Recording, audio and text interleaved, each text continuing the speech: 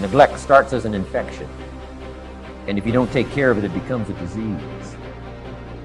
And one neglect leads to another.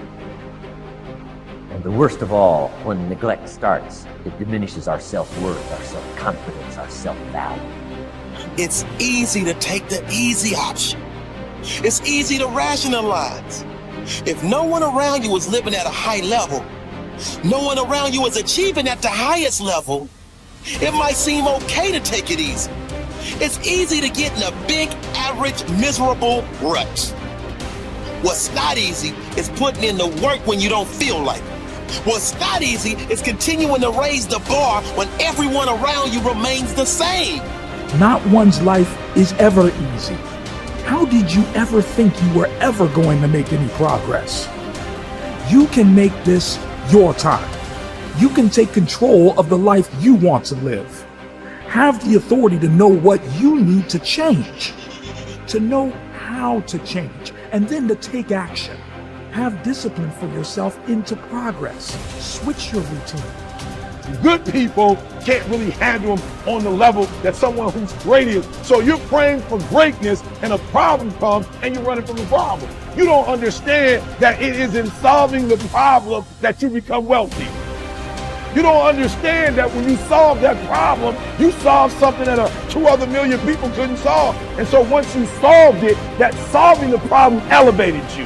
There's so much knowledge out there, so much information, so many ways to get better, and we make so many mistakes.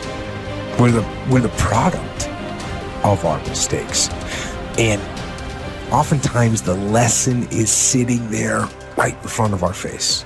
It's there to be learned, but we miss it, or we don't pay attention to it, or we think we know better until it punches us in the face. Be confident in your ability to overcome any challenge that comes your way. Why? Because your level of confidence is going to determine what you strive for.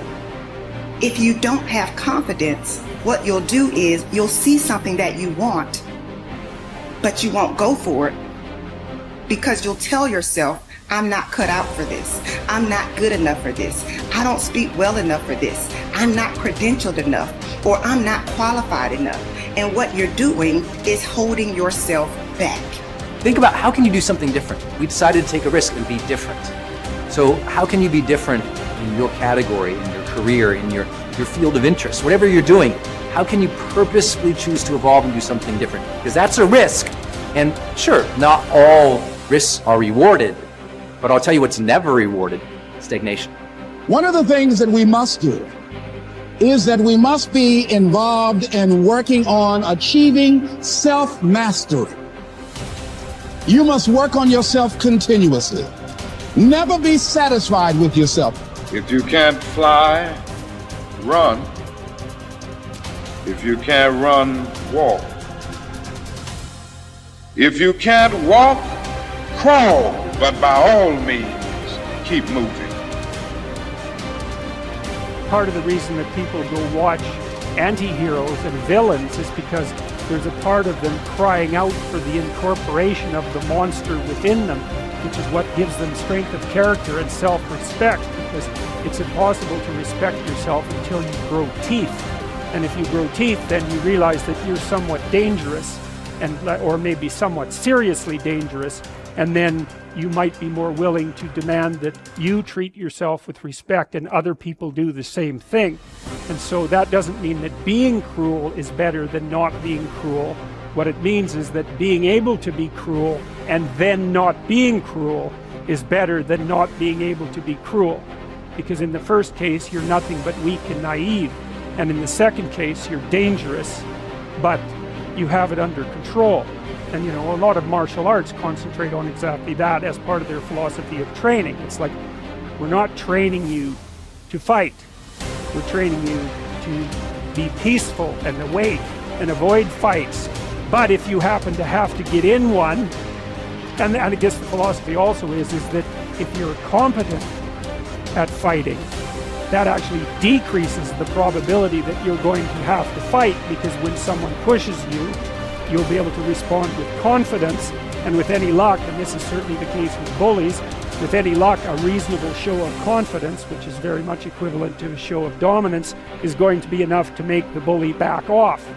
And so the strength that you develop in your monstrousness is actually the best guarantee of peace. And that's partly why Jung believed that it was necessary for people to integrate their shadow. And he said that was a terrible thing for people to attempt, because the human shadow, which is all those things about yourself that you don't want to realize, reaches all the way to hell. And what he meant by that was, it's through an analysis of your own shadow that you can come to understand why other people are capable, and you as well, of the sorts of terrible atrocities that characterize, let's say, the 20th century. And without that understanding, there's no possibility of bringing it under control. It's also partly why the path to enlightenment and wisdom is seldom trod upon, because if it was all a matter of following your bliss and doing what made you happy, then everyone in the world would be a paragon of wisdom. But it's not that at all. It's a matter of facing the thing you least want to face as the gateway to wisdom, and the gateway to the development of personality, which is exactly the same thing, is precisely through the portal that you do not want to climb through. And the reason for that's actually quite technical. This is a Jungian presupposition too, is that, well, there's a bunch of things about you that are underdeveloped, and a lot of those things are because there's things you've avoided looking at because you don't want to look at them, and there's parts of you you've avoided developing because it's hard for you to develop those parts. And so it's by virtual necessity that what you need is where you don't want to look, because that's where you've kept it. The starting point of setting goals is for you to throw off all mental limitations and let your mind roam freely across the entire universe of possibilities. Your primary job at the beginning is to allow yourself to dream big dreams and determine exactly what it is you want out of life, in every area and in every dimension. Decide what's right before you decide what's possible. Imagine that you can be or have or do virtually anything that you really want to, as long as you know exactly what it is. First, make up a dream list.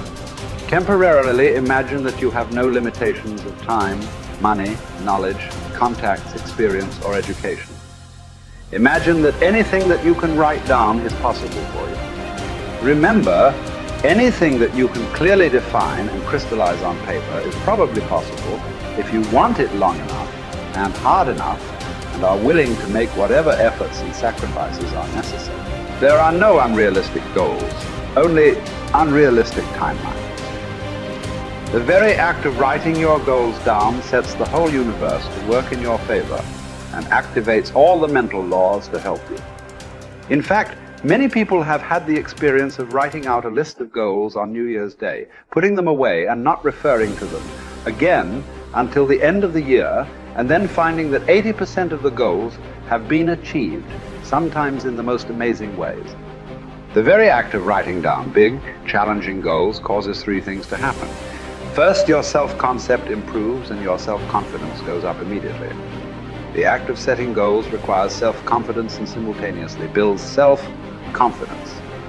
Having the courage to write down what you really want improves your self-image and raises your self-esteem. The action itself generates a feeling of greater personal power and ability. Second, tap into your mental and emotional powers. Goal setting actually gives you a burst of physical and mental energy. Your heart rate and your respiratory rate speed up. The very act of goal setting is inherently exciting.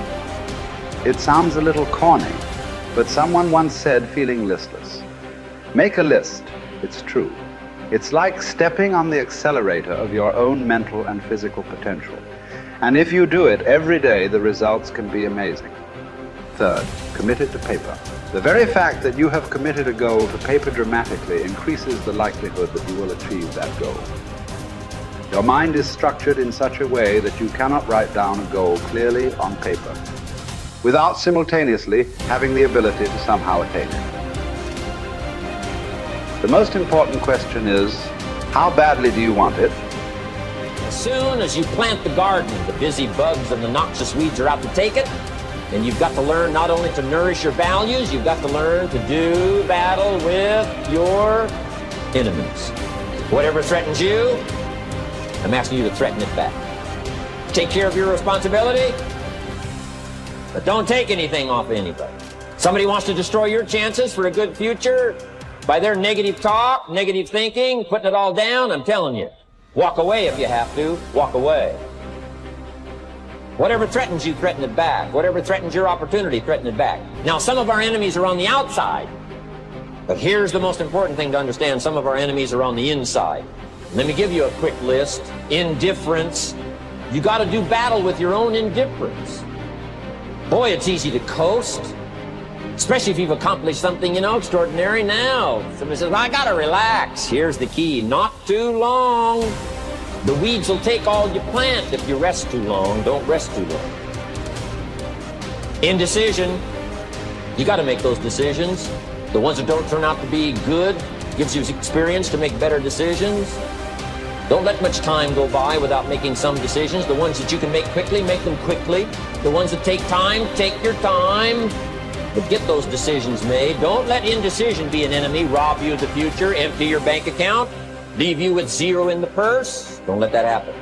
The next one is doubt. But I'm asking you not to pick up all those doubts. I'm asking you to have some faith. Have some courage, believe, drive your doubts into a small corner. Don't let them loose like a mad dog, drive you into a small corner. Don't doubt the future. Don't doubt the possibilities.